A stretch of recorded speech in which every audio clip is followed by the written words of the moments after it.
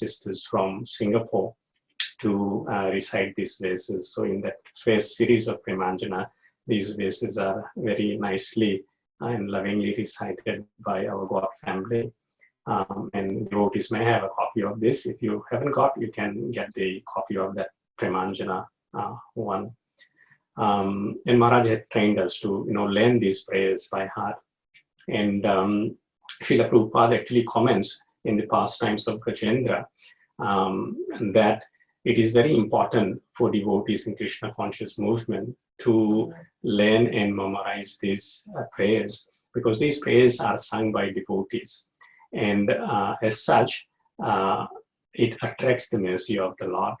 And not only that, when we remember Krishna through these prayers, especially when we are put into difficulty, and then we get and we attract the mercy of the Lord. So we'll look into the prayers. We don't know how much of these prayers we'll be able to cover, but nonetheless, we'll try our best. Om Namo Bhagavate Vasudevaya. Om Namo Bhagavate Vasudevaya. Om Namo Bhagavate Vasudevaya. Narayanam Namaskritya Naram Chaiva Narottamam Devim Saraswatim Vyasam Tato Jayam Mudirayet Nashta Prayeshva Bhatreshu Nityam Bhagavata Sevaya Bhagavati Uttama Shloke Bhaktir Bhavati Naishtiki.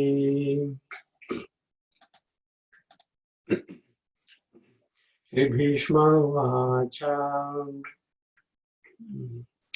Iti Mate Rupkalpita Vitrishna Bhagavati Satvata Pungave Vibhumi Svasukham Upagate Kvachid Vihartum Prakrutim Upeyushi Adbhava Pravaha Tribhuvana Kamanam Tamalavarnam Ravikara Gauravaramvaram Dadane Vapurala Kakula Vritananabjam Vijaya Sakhera Tirastu Menavatya Yuditura Gaurajo Vidhumra Vishvak Kachalulita Shrama Varialankritasye Mama Nishita Sharair Vividhyamanam Tvachi Vilasat Kavachestu Krishna Atma Sapadi Sakhi Vacho Nishamya Madhye Nija Parayo Balayo Ratham Niveshyam Stitavati Parasaini Kayur Akshna Hritavati Partha Sakheratir Mamastu Vyavahita Pritna Mukham Nirikshya Svajanam Vadhadvi Mukhasya Dosha Buddhya Kumati Harad Atma Vidyayaya Sharanarati Paramasya Tasya Mestu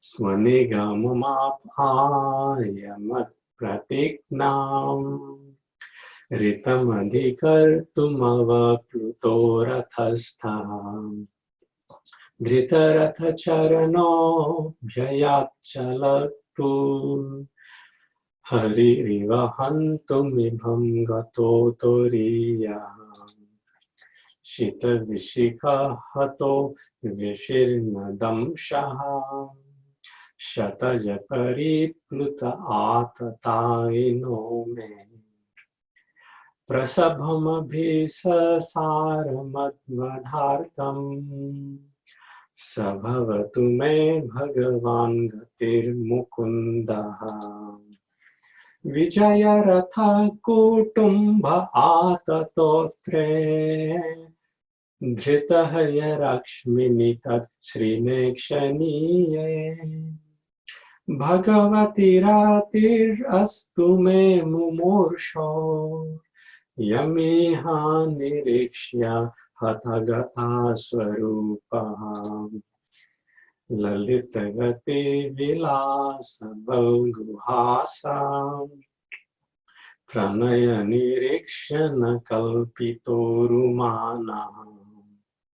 कृतमनुकृतवत्य उन्मदान्धः प्रकृतिं मगन् किल यस्य गोपवध्वः मुनिगणनृपवर्या सङ्कुलेन्तः सदसि युधिष्ठिरराजसूय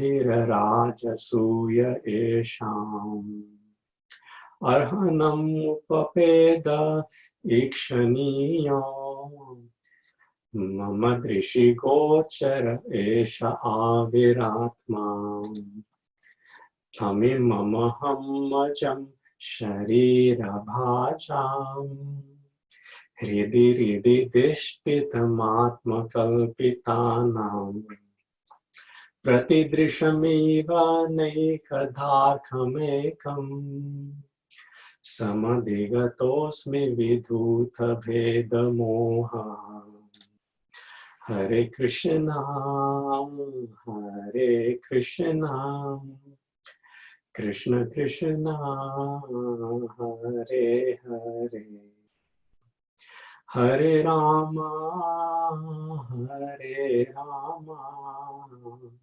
Ram Ram Hare Hare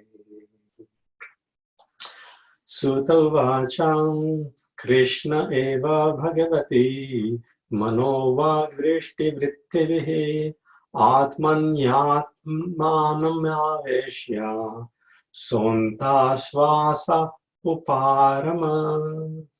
Suta Goswami said, thus Bhismadeva merged himself in the Super Soul, Lord Shri Krishna, the Supreme Personality of Godhead, with his mind, speech, sight, and actions. And thus he became silent, and his breathing stopped. Saveda-dhatu padavim parasya duranta-diryasya rathanga-panehe yo maya santataya-nuvritya bhajeta tat-pada-saroj-gandham.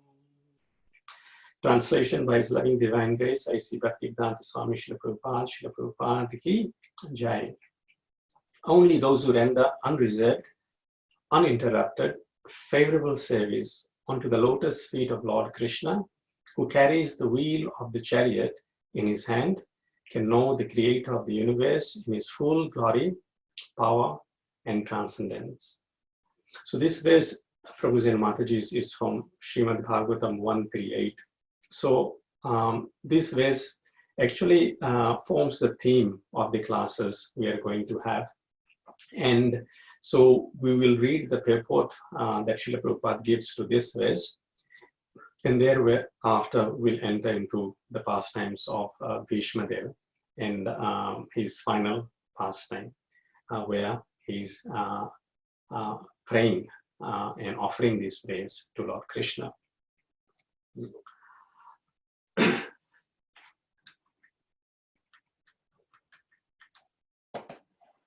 So we'll go to the purport of this verse. So Srila Prabhupada very nicely has given insight. So only the pure devotees can know the transcendental name, form, and activities of Lord Krishna due to their being completely freed from the reactions of fruitive work and mental speculation. The pure devotees have nothing to derive as personal profit from their unalloyed service to the Lord. They render incessant service to the Lord spontaneously, without any reservation. Everyone within the creation of the Lord is rendering service to the Lord indirectly or directly. No one is an exception to this law of the Lord. Those who are rendering service indirectly being forced by the illusory agent of the Lord, are rendering service unto him unfavorably. But those who are rendering service unto him directly under the direction of his beloved agent are rendering service unto him favorably. Such favorable servitors are devotees of the Lord, and by grace of the Lord, they can enter into the mysterious region of transcendence by the mercy of the Lord. But the mental speculators remain in darkness at all times. As stated in Bhagavad Gita, the Lord himself guides the pure devotees towards the path of realization due to their constant engagement in the loving service of the Lord in spontaneous affection. That is the secret of entering into the kingdom of God. Fruitive activities and speculation are no qualifications for entering. Jai Shri Bhaktivedanta Prabhupada ki Jai, Srila Prabhupada ki Jai. So we'll just do Mangalacharan and thereafter we'll continue. Om Jnanatirindasya Gnananjana Shalakya Chakshur Unmilitam Yena Tasmai Shri Guruve Namaha. Shri Chaitanya Manobhishtam Sthapitam Yena Bhutale Swayam Rupa Kadamayam Dadati Swapadantikam. Jai Shri Krishna Chaitanya Prabhu Nityananda. Jai Shri Advaita Gadadhar Shivasati Gaura Bhaktavinda. Hare Krishna, Krishna Krishna, Hare Hare, Hare Rama, Rama Rama, Hare Hare. Bhutair Mahadbhirya Imapuro Vipur, Nirmaya Sheta Yadamunshupurisha, Bhumte Gunan Vishodashishoshtaka, Solam Krasishta Bhagavan Vachamsime. Shri Krishna Sharanam Sharanagatam, Katha Amritam Satata Pibatam. Bhakti Vedanta Marga Panthanam Sarvaloka Rishideva Janna Prasannam Sarvaloka Rishideva Janna Prasannam. So again, I'm very grateful to His Grace Balaram Prabhuji, and I seek blessings of all my senior God brothers, His Grace Devanandan Prabhuji, Vaishnava Seva Prabhuji, and many God brothers and God family, and all the Vaishnavas, Srila Prabhupada and Guru Maharaj, so that I can speak something worthwhile. Now, Bhismadeva, it is mentioned in Srimad Bhagavatam that when he is lying on the bed of arrows, then Sutta Goswami says that it is like a demigod has fallen from the heavens and come down to this earth. Bhismadeva, as stated in Srimad Bhagavatam, is one of the 12 Mahajans. And Mahajano Yena Katena Sukanta. It is mentioned that Supreme Absolute Truth cannot be known by Taraka or Vitarka, by just debate and argument. Chaitanya Mahaprabhu says in Madhya Leela that only through Mahajanas who are practitioners of the principles of devotional service, not only practitioners, but who have realized the Supreme Absolute Truth through their personal experience and by following the path ordained by other acharyas, they actually know truth, they know the purport of scriptures, and they can explain in a very easily understandable way by their own examples. And so, if we follow their path, Mahajano Yena Katena Swapantaha. Pantaha means path. And if we follow their path, then we can also attain perfection in devotional service. So Bhishma Pitama, throughout his life, he had only one goal, Krishna. And although he was on the side of Pandavas, that was also Krishna's will. Because Krishna actually wanted to show no matter how much prowess someone has, so if we look at the parties, we see there is Karna, there is Drona, Acharya, and there is Bhishma. Now these three warriors are stalwart warriors. Arjuna actually, in terms of talent, in one sense, is no match. These three are God brothers. They are all disciples of Parshurama. And Parshurama is also an incarnation of Krishna. So in terms of archery and martial arts skills, Bhismadeva by far, along with Karna and Dronacharya also, were superior.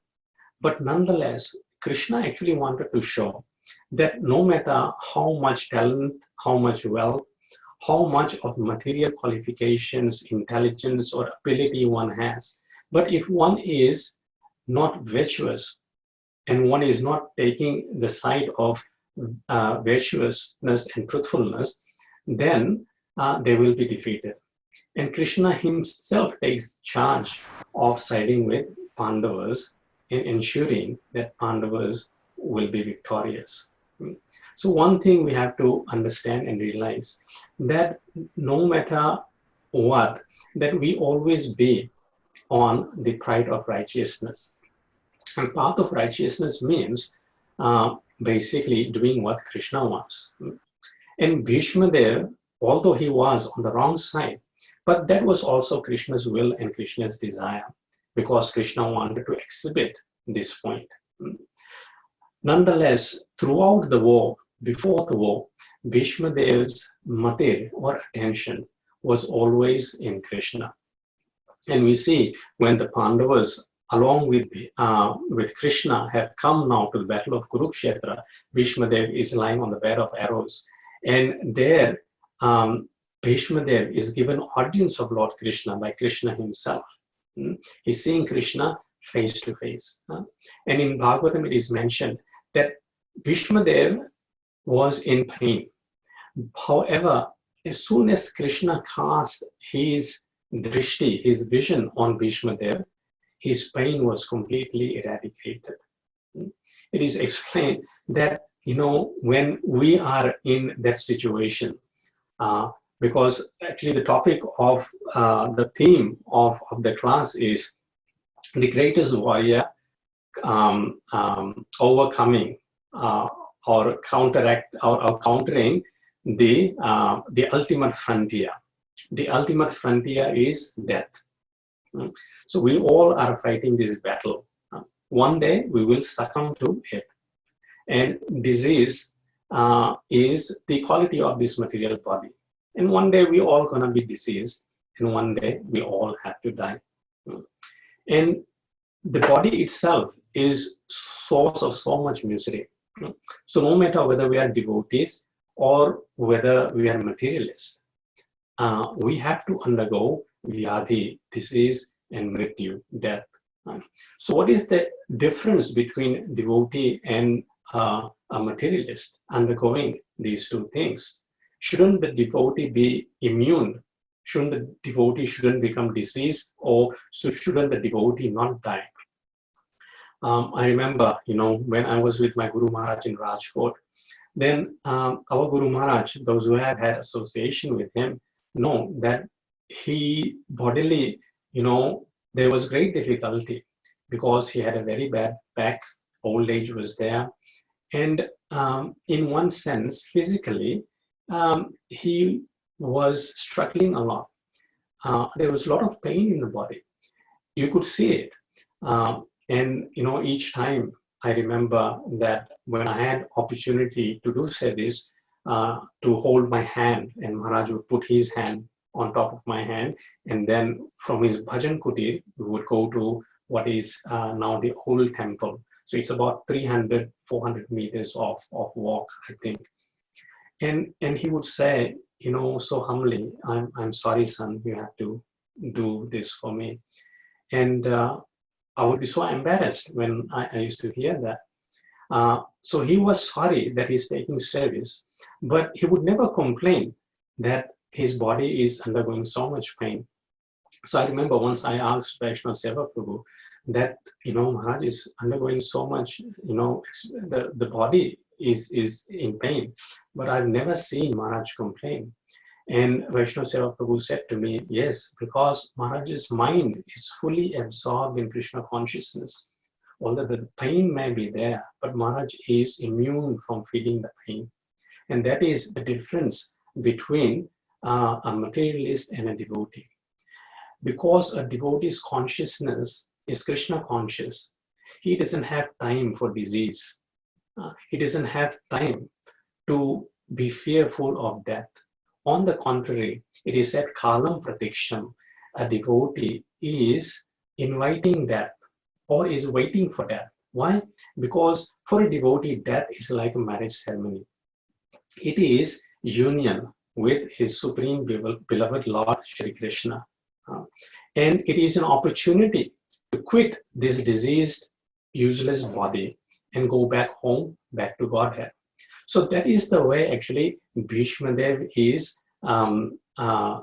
in that mood. Actually, he's offering these nice prayers. And his dharana, his concentration, Bhagavatam says, is Vishuddha. Vishuddha means completely pure, completely transcendental. Although he is very old, and although he is injured, lying on the bed of arrows, but the state of his mind is very sharp as a whip. Many disciples of Srila Prabhupada said that when Srila Prabhupada was on the deathbed, his mind was very sharp as a whip. And in fact, if you look at those videos, in one of the videos, we see Srila Prabhupada giving class, and he mentions Kamesha, Krodesha, Rajokum, Samudbhava, by association with mode of passion. The anger arises, and so and so. And then Prabhupada mentions that association means one has to have good association, and good association means devotee association. And the clarity with which he speaks, even though in the deathbed, is very sharp, very clear. That means that the consciousness, even in such a painful state, is Krishna consciousness. And that is what, we all and everyone should aspire for. That at the time of death, we be in a state where the body may not be in a condition to remember Krishna, but the mind is aloof from the pangs of the body. And that is only possible if we practice throughout our life this process of Krishna consciousness. So Bhismadeva in the first verse very nicely says, Iti mate rupakal pita vitrishna bhagavati satvata pungave vibhumni. So very nicely Srila Prabhupada translates, gives word to word. And let's look at that. So he says matihi, and Prabhupada translates the faculty of thinking, feeling, and willing. Matihi means also mind. So he says that I want to invest the thinking, feeling, and willing, which were for so long engaged in different subjects and occupational duty, onto the all-powerful Lord Krishna now. And this investment is actually the correct investment. If we invest our thinking, feeling, and willing into, material people, then we will be despondent.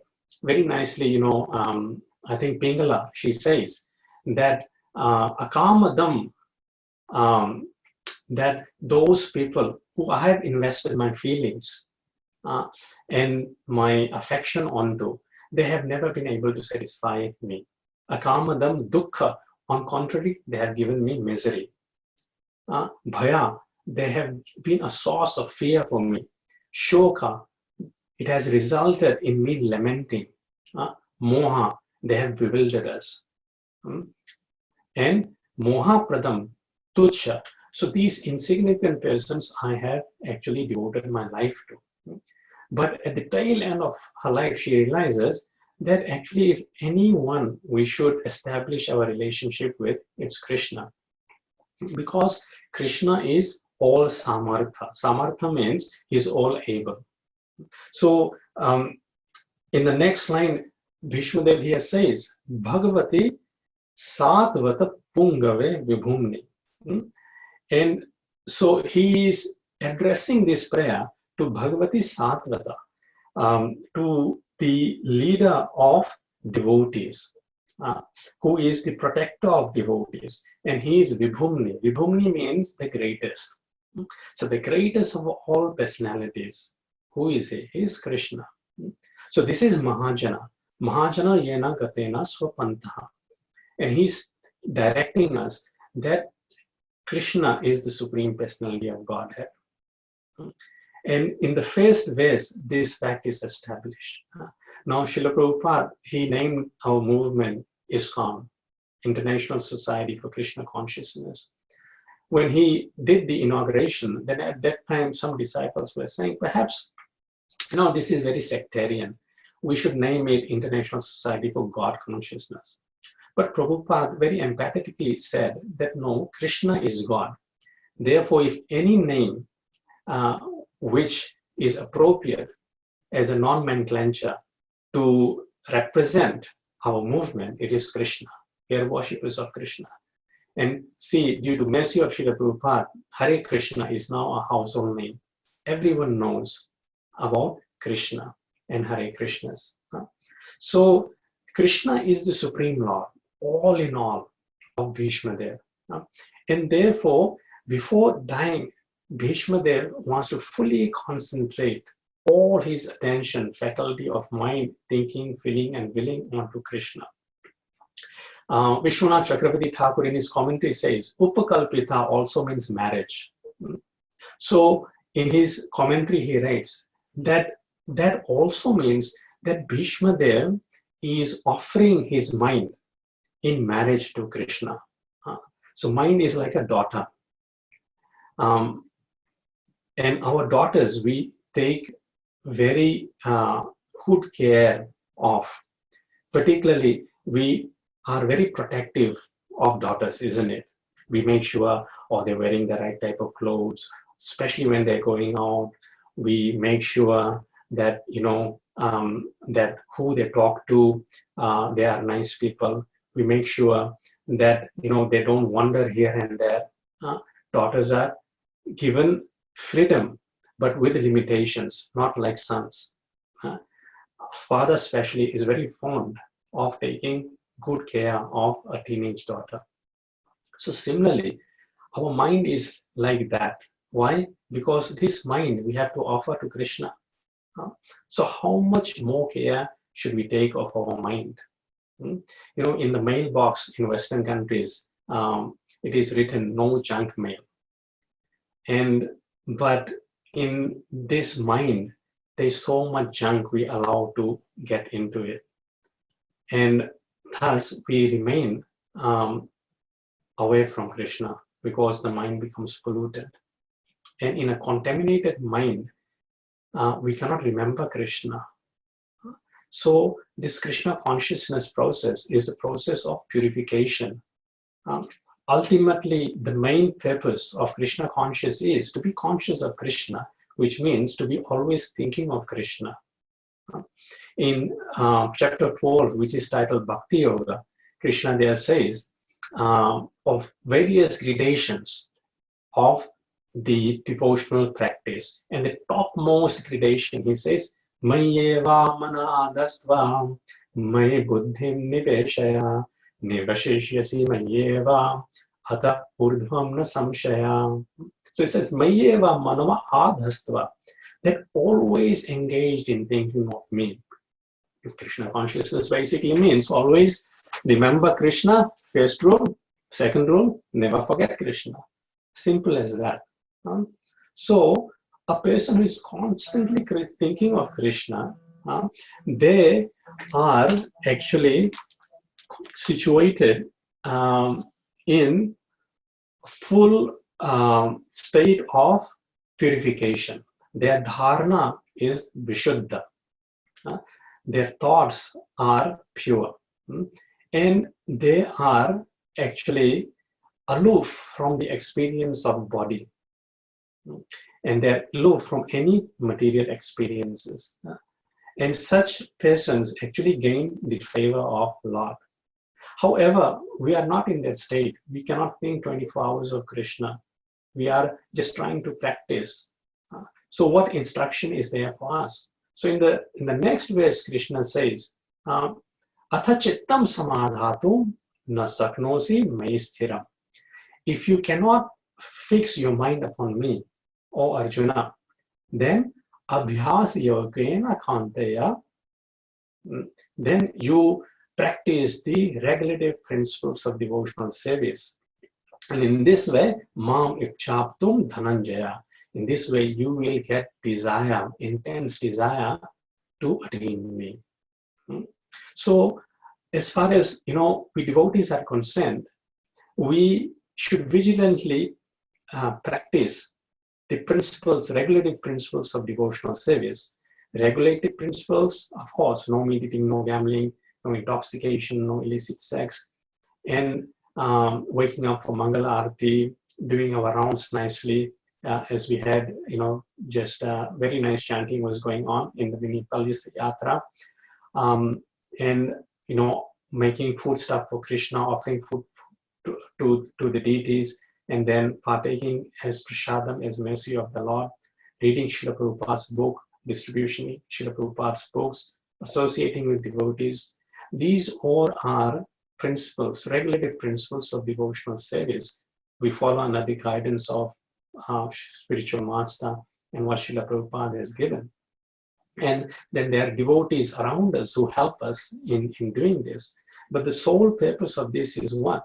That constantly we increase our absorption in Krishna. And this will help us. So this is like training our minds, iti matera, our thinking, feeling, and willing. So we should be practicing devotional service willingly. Sometimes, when we are doing our chanting, we have to finish our 16 rounds. So 16 rounds means that sometimes, the collecting is neglected. There's no feeling for Krishna there at all. In fact, Krishna must be thinking, why is he chanting my name? Because it is so mechanical.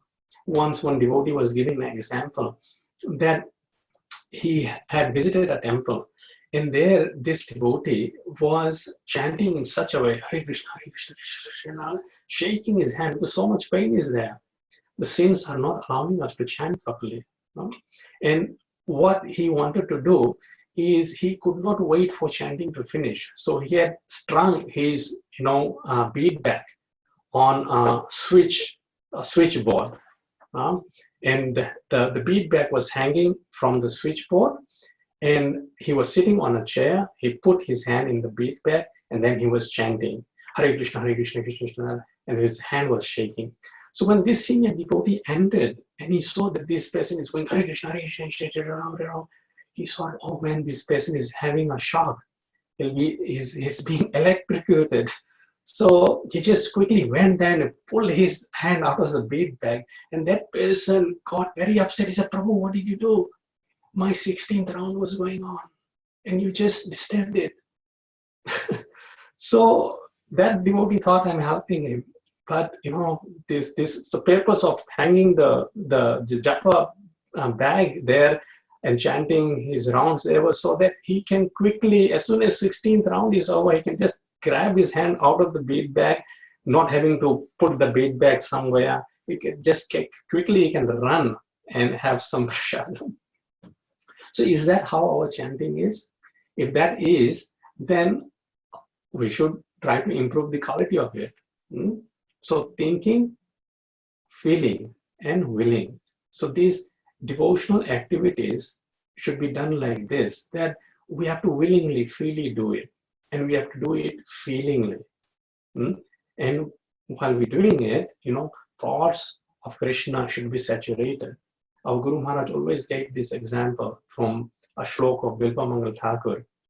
Vikretu kama kil gopa kanya murari padart pit chitta vritti dadyadikam moha vashadavochad Govinda Damodar Madhaveti.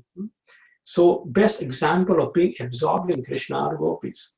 And how did gopis used to think and do? So, they used to go out to sell their milk products. However, they were so absorbed in thoughts of Krishna, instead of saying, oh, please buy milk, buy yogurt, buy Shrikant, they used to say, oh, please buy Govinda, please buy Damodara, please buy Madhava. Dadhyadikam moha vashadavochad govind damodara madhaveti. And all their material things, their needs used to go automatically. So in regards to our material things, we should become mechanical, because they will go on no matter what. We will breathe no matter what. We put prasadam on our mouth, we chew, and automatically aham vaishvanaro bhutva, Krishna will digest it. It is not we who are digesting it. Krishna digests everything. Everything is going on by the will of the Lord. Even so-called maintenance of our body. Gatir Bharta. Bharta means he maintains and he sustains. So Krishna is doing all that automatically. We don't have to concentrate for all that. That is happening, and let it happen, because that will happen automatically, mechanically. However, our thoughts for Krishna shouldn't be automatic or mechanical. For that, we have to invest our feeling, our thinking, our willing. We have to give our hearts to Krishna. And we can only do that when it's in purified state. When contamination is there, it cannot be offered. And this process of Krishna consciousness actually purifies us. So when such purification is there, then Krishna is willing to accept. So Bhismadeva says, please accept in one way my daughter in marriage. And because you are the Supreme Personality of Godhead who enjoys transcendental pleasure by descending in the material world, although from you only the material world is created. So in the subsequent verses, the acharyas have said that Bhismadeva is stating, why this proposal of marriage, or why it is Krishna who is the suitable Purusha. So as the scriptures say, Prabhupada has mentioned in the introduction to Bhagavad Gita that only Purusha is Krishna. He is the only protector. And he is able to protect. Why? Because he is only Samartha. Samartha means able. I think Vallabhacharya says, Sarva Samartha Sahita. In all respects, Krishna is able. Sarvartma Akhilarthakrit. And for all living entities, he is able to give ultimate benefit, Akhilarthakrit. And therefore, Sharanyameva Samadharam. One should take shelter unto him only. Sharanyameva Samadharam. Krishna eva gatir mama. Let Krishna be my supreme gatir, supreme destination. So when the proposal of marriage is there, it is said that there are 4 different considerations. So the girl, her first consideration is that the boy should be good looking, should be handsome. The mother's consideration is that the boy should be earning, should be should be able to look after the maintenance and the needs of my daughter. And the father's consideration is the boy should be of good character. It doesn't matter if it doesn't earn that much, but if character is good, then everything else will be good. And all the relatives, it is said, their friends, community, their consideration is that you do marriage, doesn't matter, but please invite us and give us a big feast. So girl's consideration is looks. And in terms of beauty, there is no world in the whole of 3 worlds as beautiful as Krishna. Therefore, Bhismadeva glorifies the beauty of Krishna in the next verse. He says, Tribhuvana Kamanam Tamalavaranam Ravikara Gaura Varam Varam Dadane Vapurala Kakula Vitananabjam Vijaya Sakhira Tirastu Menavatyam. So, we see the beauty of Krishna, and immediately everyone is attracted. In letter that Rukmini Devi writes to Krishna, she makes this point in the first stanza of the letter. She says, Shrutava gunan bhuvana sundara shrinvatam te. That I have heard, Shrutava, that gunan, your qualities, that in this whole bhuvan, in all of the three worlds, sundara, there is no one is as sundar, as beautiful as you. Nirvishya karna vivarai haratangatapam. Just by hearing about your beauty, all the pain of the heart has gone. Rupam drisham drishimatam akhilartha labham. Your rupam is such, your transcendental beauty is such that they are the only object for the sight. Akhilartha labham, one who has seen you actually has seen everything that needs to be seen and everything that needs to be gained. Once we actually have real darshan of Krishna, then everything actually is gained. There is nothing more to be seen. The perfection of these eyes is to have actually darshan of Krishna. We are seeing so many other objects, but seeing darshan of Krishna is the only purpose of these eyes. And when Krishna has our darshan, then there is perfection of our lives. It is said that when Krishna looked at Bhismadeva, then immediately all the pains was eradicated. So imagine, is there any doctor, we are in pain. Is there any doctor who can come and just see it and all our pain goes? No, sometimes actually when doctor comes, the pain increases, isn't it? Because the solution he gives for getting rid of the pain is worse than the pain itself. But Krishna's vision is such that as soon as he glances, everything becomes nice. Disease is eradicated. Very nicely, Bhismadeva actually mentions that he is in control of everything.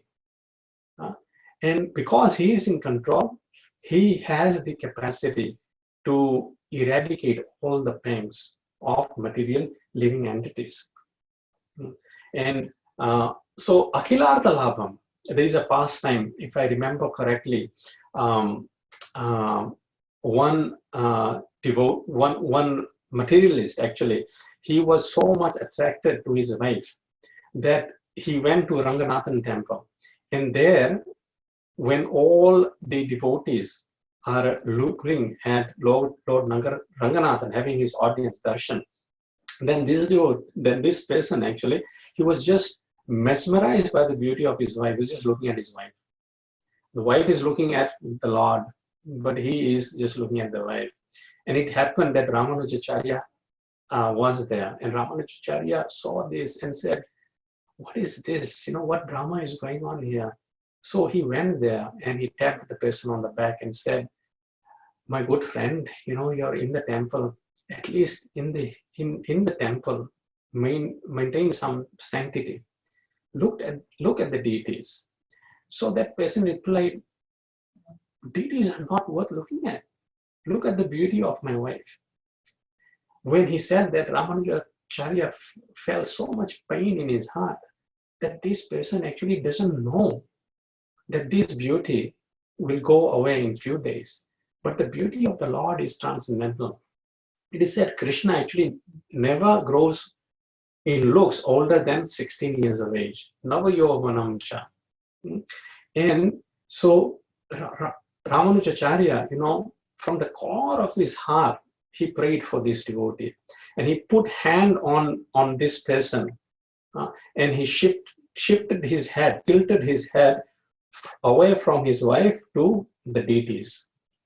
And when he did that, this person had a vision, seeing the lotus face of the Lord. And immediately, he became so much attracted to the Lord, Akhilartha Labham, as if he had gained the whole world. Tvayachyuta avasati chittam apatrapam me. Rukmini Devi says, shamelessly, I have given my heart to you after hearing about your beauty. So this devotee, he actually became fully absorbed in the Lord, attracted by his beauty, and all the attachment he had for his wife and everything else was completely gone. Why? Because Akhila Arthalabham, it is not that he lost all those things, but he got everything in form of the darshan of the Lord. Therefore, one of the process of devotional service is ikshanam. Ikshanam means having darshan of Lord. So when we go and have darshan of Lord, then the Lord also has our darshan. But whether or not our darshan is worth having, that's another matter. So for that, this purification is very important. And this purification happens in association of devotees. Like in this instance, Ramanujacharya changed the heart of this devotee. So, there was Madhusudan Saraswati. It is explained that here, the form of the Lord is mentioned. And Madhusudan Saraswati actually was impersonalist. And he was a great debater, Tarka, as we mentioned, that he who debates and argues, that there is no form of Lord. The Lord is impersonal. And this is all it is said is nonsense. Prabhupada used to call this philosophy just nonsense philosophy. There's no truth in it at all.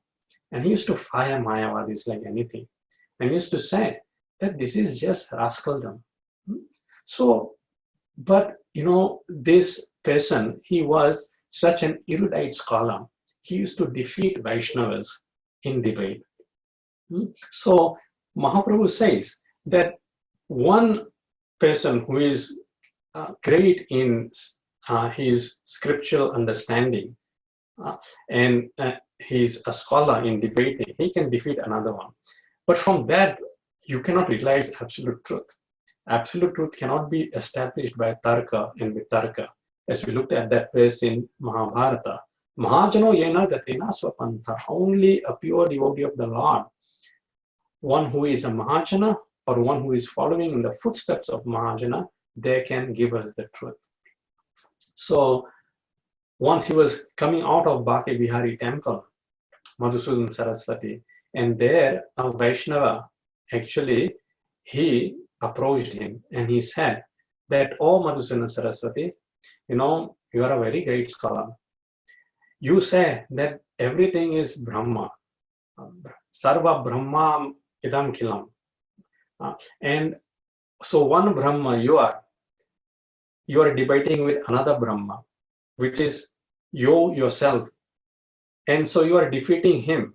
So one Brahma is defeating another Brahma. What happiness you feel out of that, and what pride you feel when you defeat him. Hearing this verse actually pierced the heart of Madhusudan Saraswati, and actually he fell down at the feet of that Vaishnava and he begged forgiveness. And from that day he started chanting the names of Krishna. And he went back to his mutt in Banaras, and there he continued chanting the names of Krishna. And his disciples then realized that our Guru Maharaj is not practicing what he had preached to us. He's just, instead of engaging in studying of Vedas, he's just chanting the names of Krishna. So the disciples decided to get together and confront the spiritual master. So they said, they all got together and they said, Srila Gurudev, please, we are baffled by your behavior. Can you please explain to us, what do you understand to be tattva? Tattva means truth. What is the ultimate tattva, ultimate truth? And there, Madhusudan Saraswati, he very humbly, he composed a verse. And this verse was very dear to our Guru Maharaj. He used to sing this verse very nicely. And there, Madhusudan Saraswati then described what is the ultimate truth. Vamshi vibhushita kararnava niradabham Pitambara Aruna Bimba Paladharushtam Purnendu Sundara Mukhadara Vinda Netram Krishnat Param Kimapi Tattvamaham Najane Krishnat Param Kimapi Tattvamaham Najane Krishnat param kimapi tattvam aham na jane. So he said, there is truth that you may know, but the truth that I know is what? Krishna is Krishna. Param, and bigger than Krishna, kimapi tattva. If there is any other truth, aham na jane, that I don't know. I only know that the supreme absolute truth is Krishna. And who is that Krishna? Vamshi vibhushit kararnava niradabha. He is on his hands, karar holding flute. And his bodily hue is like niradabha, the freshly formed rain cloud. And here in this verse, Bhismadeva mentions tamala varanam. Tamala varanam is also color resembling the newly formed blackish cloud. Sometimes it is said gopis and Srimati Radharani would embrace the tamal tree thinking it is Krishna. Pitambaram arunabimba paladarushta, and his pitambara, yellow garments. Here also it is mentioned, Ravi Kara Gaura Varam Varam Dadhane, like the sun. Sun is described as Ravi. And when the sun is, at dawn time, then the sky becomes Pitavarana. He said, bright yellow. And that is the color of Krishna's Pitambara, his dhoti, his garments. Bimba Paladarushta, and Krishna's lips are like Bimba fruit tree, reddish Bimba fruit tree. And Vapur Alaka Kalura Vitananavjam, and his Vapur is transcendental. Alaka Kula Avita, covered with paintings of sandalwood pulp. And also Anana Abjam, face like lotus. And Krishna has curly locks of black, luscious hair. Our hair starts falling, even sometimes in teenage years. But Krishna has very luscious, curly, black lock hairs. And therefore, whoever actually looks at Krishna immediately becomes attracted by him. And Bhismadeva says, Vijaya Sakhe. Now he's addressing Krishna not directly, but as Arjuna's friend. If you want to get favor of Lord, then we have to go through the devotees. Krishna becomes more pleased when he's addressed by the names of devotees. So here Bhismadeva says, Vijaya Sakhe Ratir. Ratir here Prabhupada translates very nicely. May attraction be reposed upon him. Our eyes and we just need to be attracted to Krishna. And for that, we have to invest our thinking, feeling, willing. If it is not invested, then we have to regulate it to invest. And when we regulate it and do devotional service, it will take away all our attachments from other things, and it will repose it again in Krishna. And astume anavadya, Bhismadeva here says that without any desire for fruitive results. So devotional service, which is not pretentious. Very nicely, we were looking at one verse by Brahmaji in Srimad Bhagavatam, and he uses this word nirjalikam, meaning unpretentious devotional service. Every living entity, it is said in this world has a motive, a material motive. But we don't want to approach Lord with material motive. In the theme verse we looked, Yomayaya santataya nuvritya. Yomayaya means without reservation. What we do, we put some reservation that Krishna, I only reserve to do devotional service if you do this for me.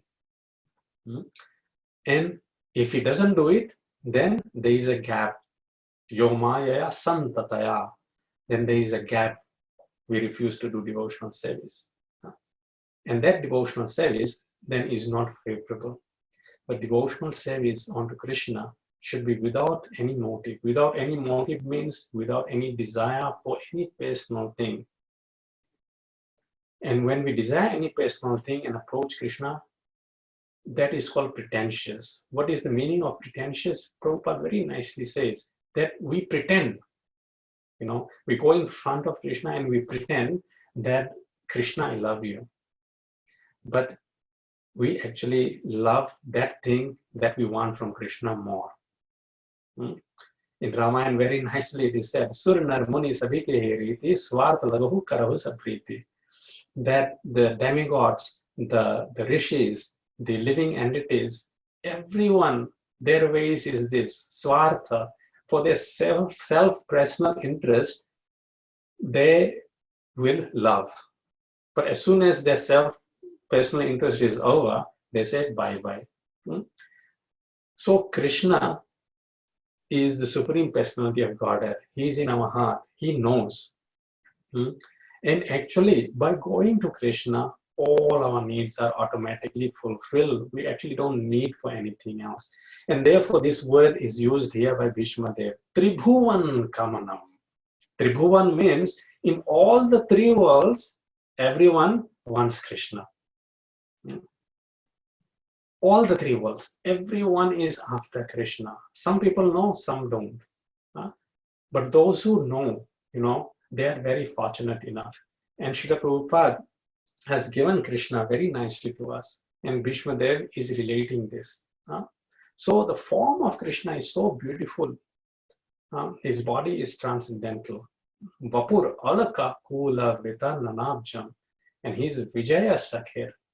And Bhismadeva is meditating because he saw Krishna for 10 days in battlefield of Kurukshetra as the Chariot of Arjuna. And Arjuna was victorious. Therefore, Vijaya Sakir Latir, let my attraction be imposed on Sri Krishna. I'm aware that, it's already 1 hour. So Balram Prabhu, do we have some more time or should we continue next week? No, you can, Prabhu. So how much time? Until 8:45 we have time. Okay. We can give some question and answer session just for 5-10 minutes after that. Okay. So I'll try to say a little bit more and then we'll leave a few minutes for questions and answers. Sure, so thank you, Prabhuji. So in the, we looked that in the first verse, that upakalpita, the proposal of marriage is there. Then the consideration for the girl is that the boy should be good looking. So in each of these verses, Bhismadeva is offering to Krishna. Each verse has a theme in terms of rasa. So in this verse, the rasa is that of beauty. And then, but what is the use of a husband? Because Krishna ultimately is addressed as Pati. Pati means husband, one who can protect.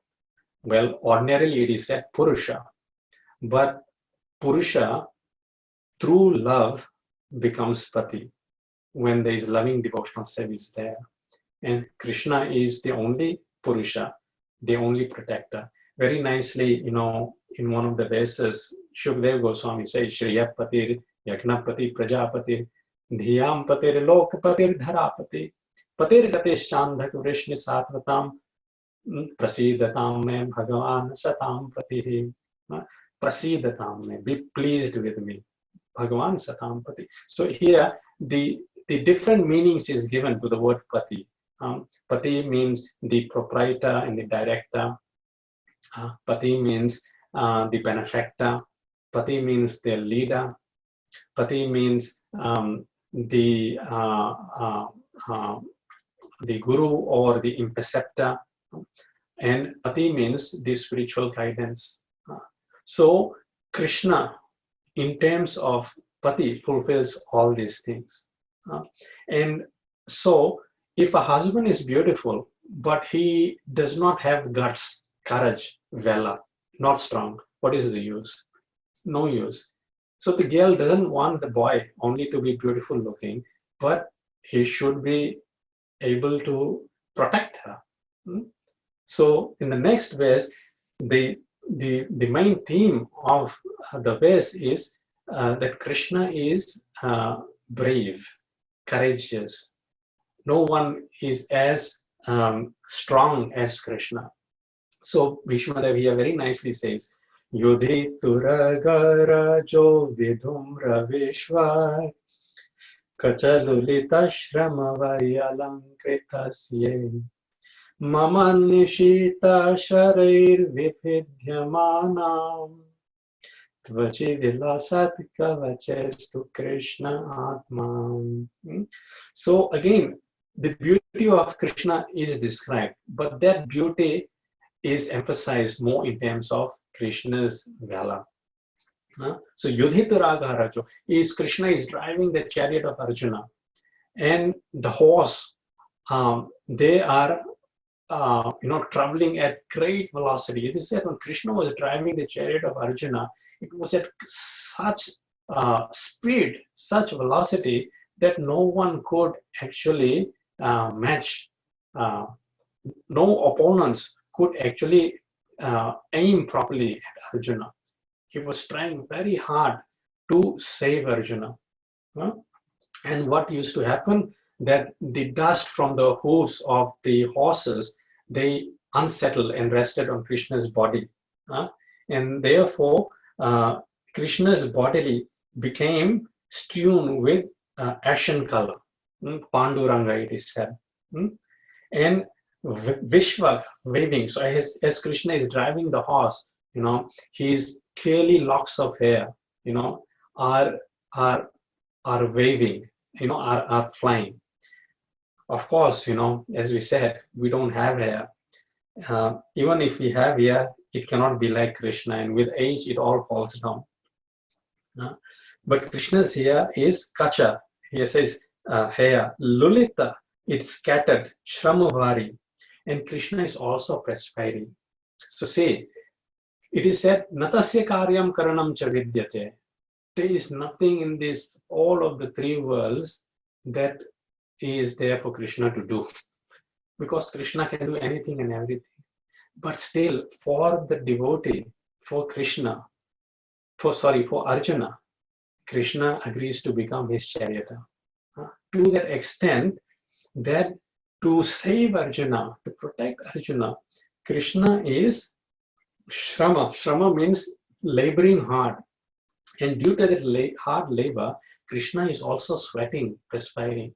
But it is described that Krishna's perspiration is like the pearl beads of decoration on Krishna's face. Usually, when someone perspires, they stink, they smell. But Krishna's perspiration is even transcendental.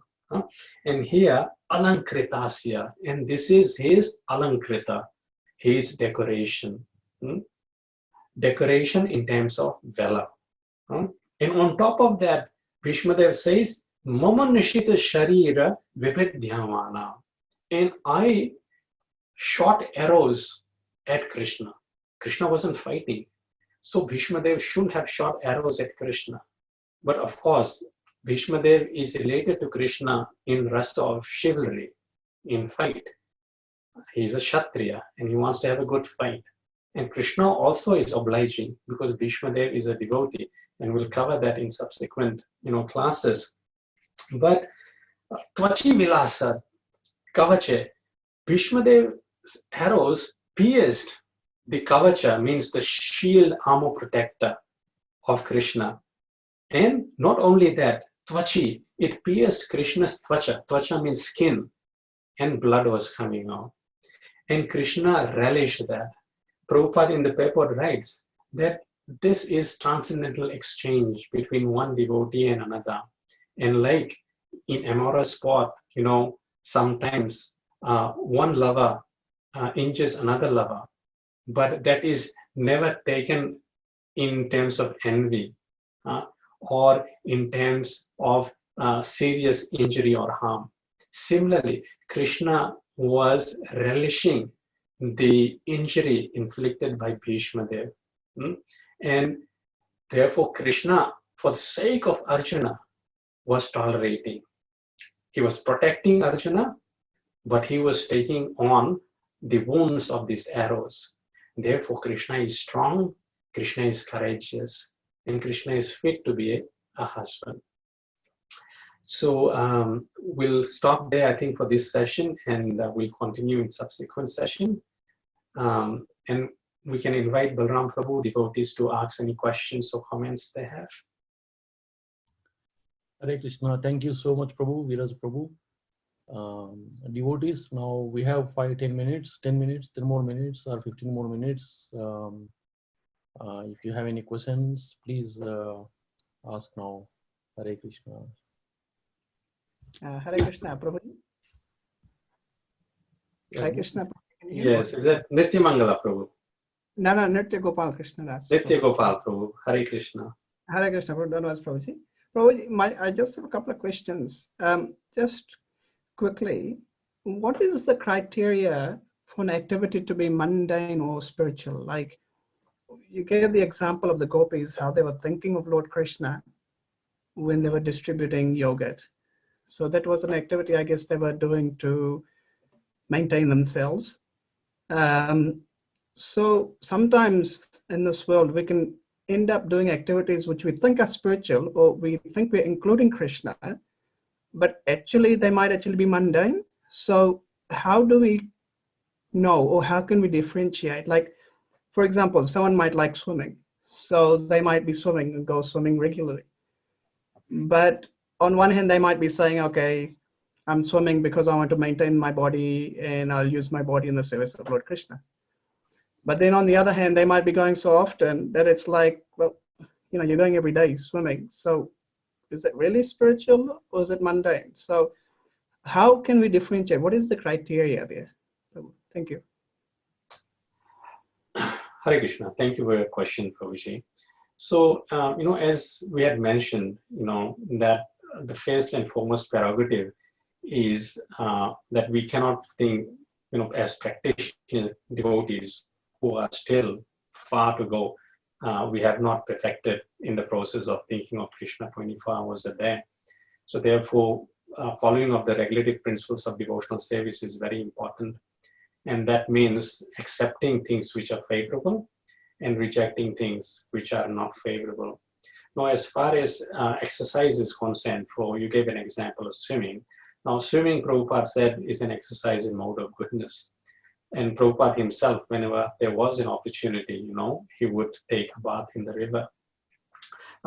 But that is not to say that one can swim for, 3 hours. Only enough is needed to keep the body in a healthy condition so that we can do devotional service with rejuvenated and renewed enthusiasm. To that extent, it is said the exercise is needed. And most of the times, if we do a lot of manual work, our Guru Maharaj used to say, best exercise is walking. For example, he used to go for japa walk, or just going from his bhajan kutir, he used to remember, there's that verse, Tasyo pasannama vitum jagarichayatta nanat tanor bhuvichala charanara vindam. There's the first verse of the unborn, prayers of the unborn child, that nanat tanor bhuvichalat charanara vindam, that Krishna and in his various incarnations, chalat means he walks on the surface of this earth. And our Guru Maharaj used to, whenever that verse used to come, our Guru Maharaj used to say, walking is the best exercise. So, but we shouldn't become infatuated by it. That, we can walk for 5-6 hours, we can swim for 3 hours. No, just enough to rejuvenate and freshen the body so that the main business of devotional service, we can do it properly along with our, swadharma, our duties. I mean, swimming was just an example of an activity, but I don't really mean like a physical, like exercise as such. But I mean, some people might have any other activity, like they might want to develop a skill. So somebody might want to, do karate or something, and they're working really hard to achieve black belt, right? So, I mean, I'm just trying to figure out how one can differentiate that it is mundane or it is spiritual. Any activity, it may be swimming, it's just example, or karate. Yeah, no, that's fine. Physical or non-physical. Yeah. So, so again, it comes all to regulation, Ahar Vihar, there's a verse in Bhagavad Gita which says that, the regulation in eating, sleeping, and the recreation that needs to be there. So when we are not devotees, then that recreation part is, extends.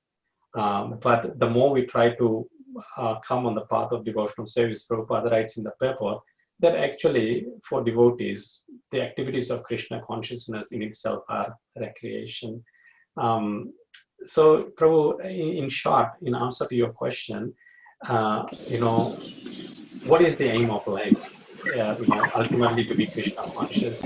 And how we can become Krishna conscious is to become regulated as much as possible. And that actually will give us freedom.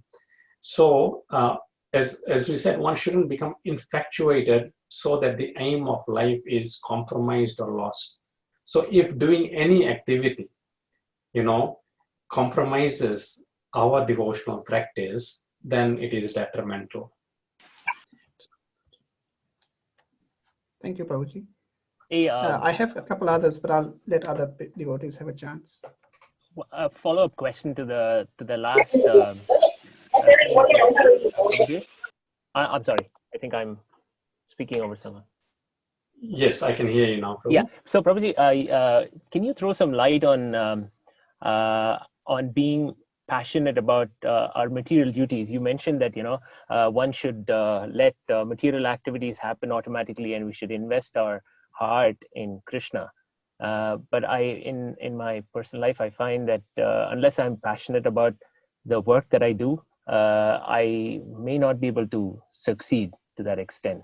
So, how can you throw some light on this, Prabhuji? Is it wrong to?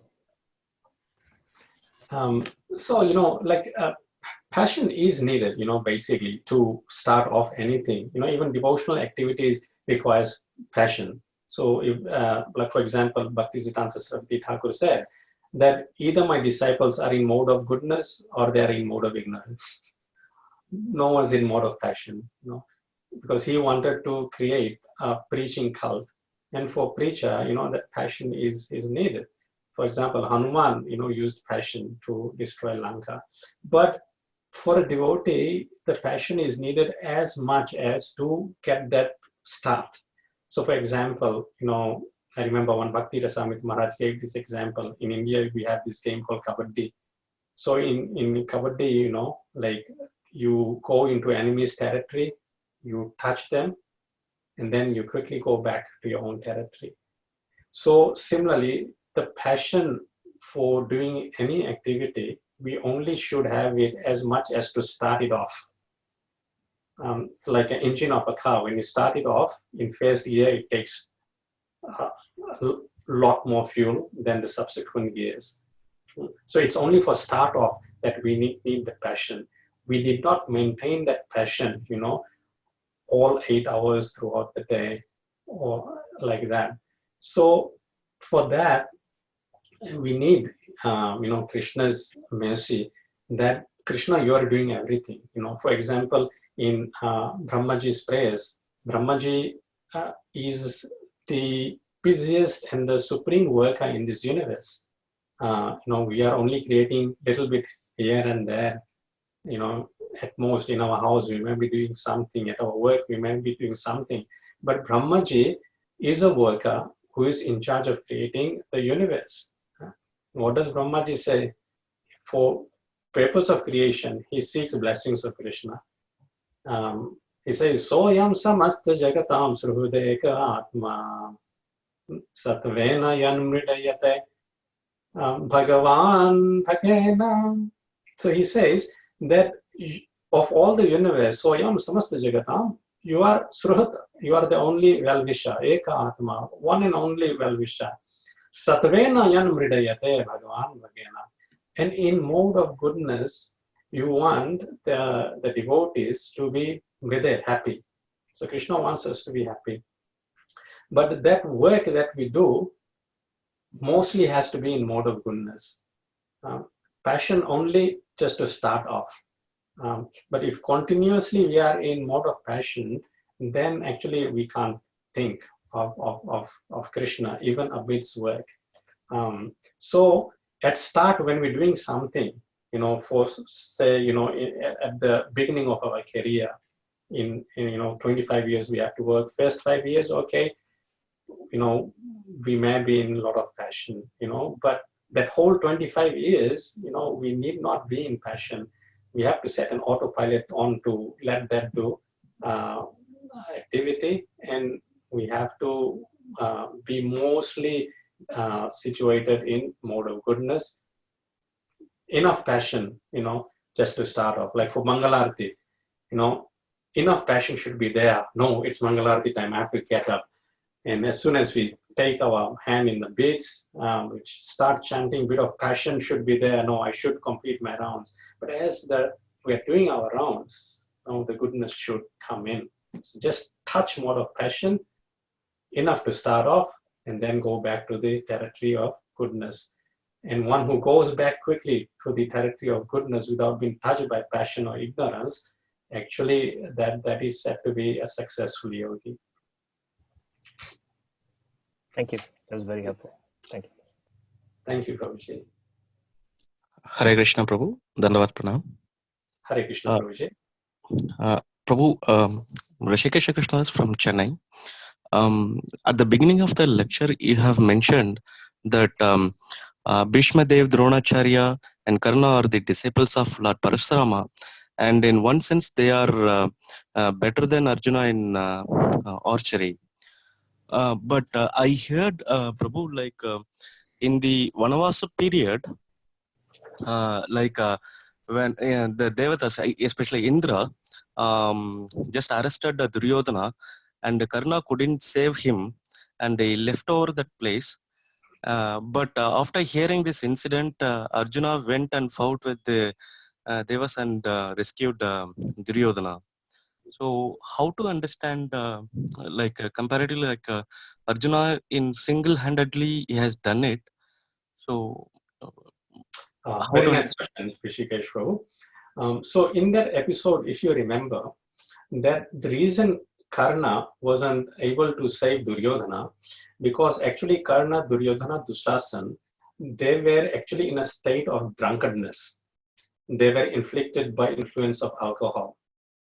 And when one is drunk, what to speak of fighting? They cannot walk even properly.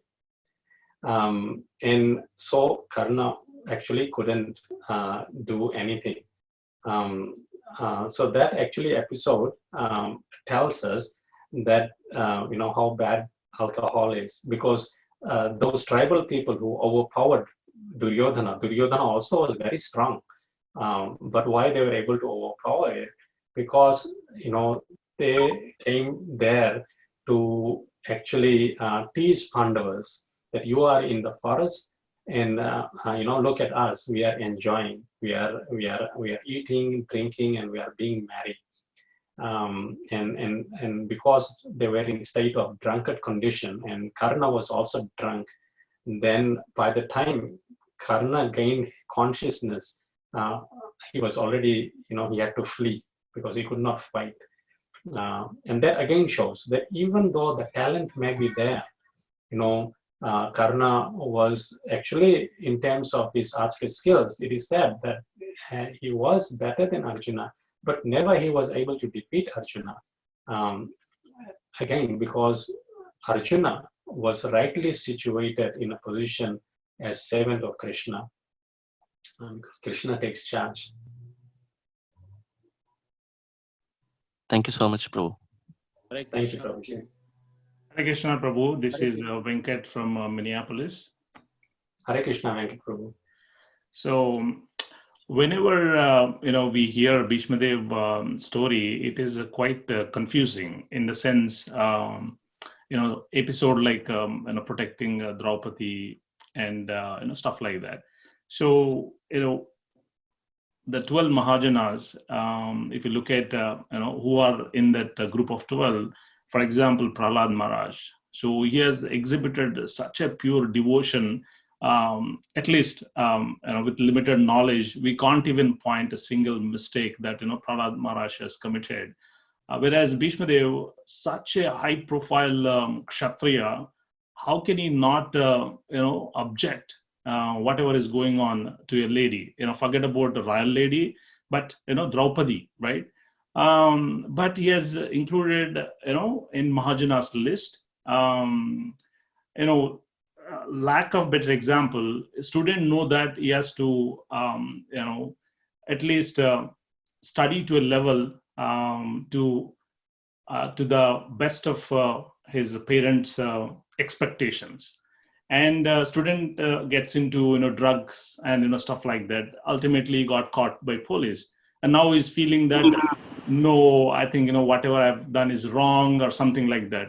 But still, student never considered to be the best student because he's already committed a crime and police caught him and he's subjected to death. So in this case, sorry, I've given a wrong example here. How can we sort of, understand Bhishmadeva's, that magnanimity, Bhishma himself, the name itself says that he has taken a vow of celibacy for life. One side is maintaining that standard. The other side, as a Kshatriya who is supposed to protect, every citizen in his kingdom, is unable to protect Draupadi Devi. So whenever we try to understand this dilemma, it's quite confusing, and we are unable to convince ourselves and explain to others. So if you can just throw some light on that, it would be awesome.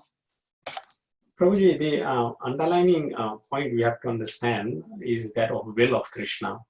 What does Krishna want? What does Krishna desire? And the whole of Mahabharata actually happened ultimately because it was the will of Krishna. Why? Because Krishna wanted to have a stage where he could speak Bhagavad Gita. And for that to happen, all those preceding events, they had to happen. Now it is, Prabhupada mentions in one of the purports, I can't exactly remember, but he says that sometimes we see a devotee does something which ordinarily is out of ordinary for a devotee to do. For example, Maharaj Parikshit, is a king, and he, put the dead snake on the Shamika Rishi, and he shouldn't have done that. And Prabhupada says in the purport, but that was the will of Krishna, the arrangement of Krishna, because if he didn't do that, then how would the case come? And if the case didn't come, how would the king renounce? And if the king did not renounce, how would he would not go to the bank of Ganges and listen to Shukadeva Goswami and hear Srimad Bhagavatam? And that Srimad Bhagavatam we all are hearing now. So this incidence of so-called mistake by a devotee, we can never judge it because Krishna is actually in charge of the devotee's intelligence. One of the names of Krishna is Dhyam Patihi, the director of intelligence. And for a surrendered devotee, Krishna actually takes in charge of that intelligence. And through the devotee, actually, Krishna is telling us some lesson that actually, yes, if we are in that position, then perhaps we should not act like that. Another, example is given that, Bhismadeva was on the wrong side, and he was actually eating food from the, palace of Duryodhana.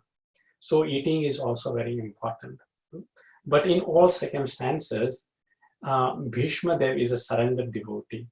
So from him,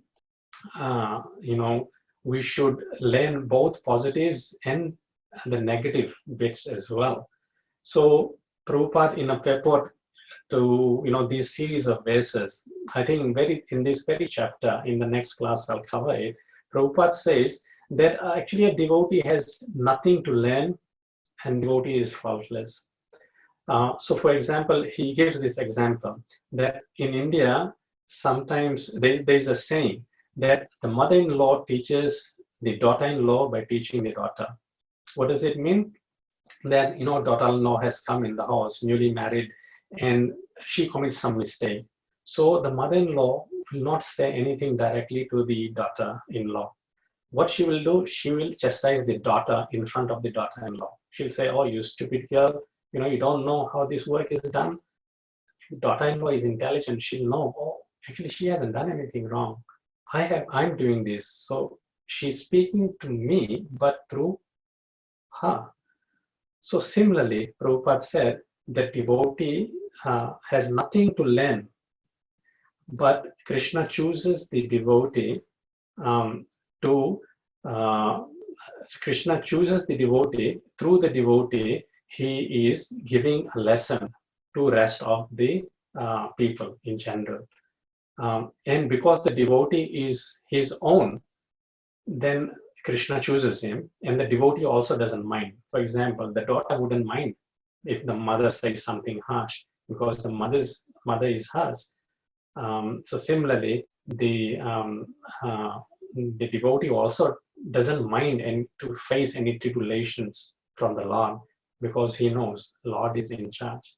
So in that context, we should look at something that that we can't comprehend from our puny intelligence. That why did this devotee do this particular activity?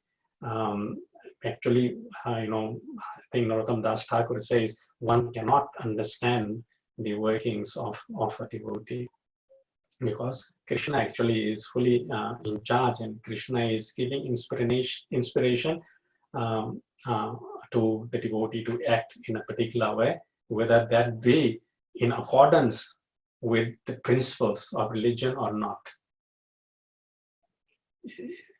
Is that does that shed some light, Venkat? Yeah, I think maybe the series is going to continue for a few more weeks. I believe. Hopefully, by the end of the series, we'll have some more knowledge and understanding about inside workings of Bhismadeva's story. I'll give opportunity for others to maybe ask follow-up questions. Hare Krishna, Prabhuji. Hare Krishna.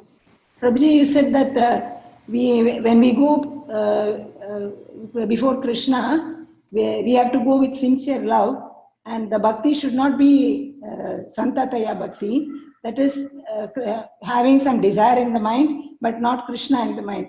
But as grahasthas, we have so many difficulties and so many things to ask Krishna. How can you explain this, Prabhuji? So we have to lay down the principle. The principle is sabai pumsam paro dharmo yato bhakti radhokshaje ahetuki apratihata ye atma suprasidati. So the principle states that the devotional service should be ahetuki, without any motivation, and apratihata, without any breakage, continuous, uninterrupted. Now, so like Mataji, you have children? Yeah, I am Jeshta Mataji from Chennai. Oh, Jeshta Mataji, Hare Krishna. Okay. So does your, like son or daughter, ever come to you and say, mother, please tell me, will you give me food today? Will you give me food today? No, because they know you will give food. So similarly, when we have that faith that no, Krishna will act whatever is good for us, then actually there is nothing need to ask for Krishna. I remember that Prabhu said this, nice verse, vidittam anantam samastam. That vidittam means Krishna knows everything, ananta, because he's unlimited Lord, samastam, so he knows everything unlimitedly. Tava atmanam janai iha charitam, so he knows what you, I, and everyone else, their charitam, they have done. And then he goes on to say, Tava jane charitam, atma charitam. So I forgot the third line, if someone remembers, but in the last line, he says, Iva saritu iva bhaskara, that what light can a glowworm shed in presence of Bhaskara, the sun. So when we go to the Lord and when we ask, oh my Lord, I want this, but we actually don't even know what our need is. And Krishna knows best, what is good for us. So whatever is good for us, Krishna is a loving father, loving mother, he will give. So that understanding, somehow or the other, we should cultivate. And when we submit ourselves to the Lord like that, then the Lord will, can take charge. But if, sometimes we ask, Prabhupada gives another story, this old lady, was carrying this huge bunch of firewood on her head, walking past. And Prabhupada says, the lady fell down, the bunch of wood, it also fell down. And then, she shouted, Krishna, please help me. Krishna, she called out sincerely, Krishna came. And then Krishna said, yes, Maya, what can I do for you? So she said, can you put this firewood back on my head? Now, Krishna can do anything and everything. She could have asked for anything else, but she asked, no, put this firewood back on my head. So this is what, our shortcoming is, that Krishna can give so much more. Yes, thank you, Mataji. Vignapam Parama Guru. Yeah, so he's Vignapa Parama Guru. He knows everything, Vignapam, because he's Parama Guru, the supreme spiritual master. So by proposing something due to our limited intelligence, we are actually, preventing Krishna to give us more, or give us what he wants us to give, because when he gives unlimitedly. There's no stopping. Our two hands are not enough to take when he starts giving. So with that understanding, we should just submit that Krishna, whatever you do will be best. And if you are going through some hard times, then Krishna knows that this is best for purification as well. Thank you, Prabhuji. Thank you so much.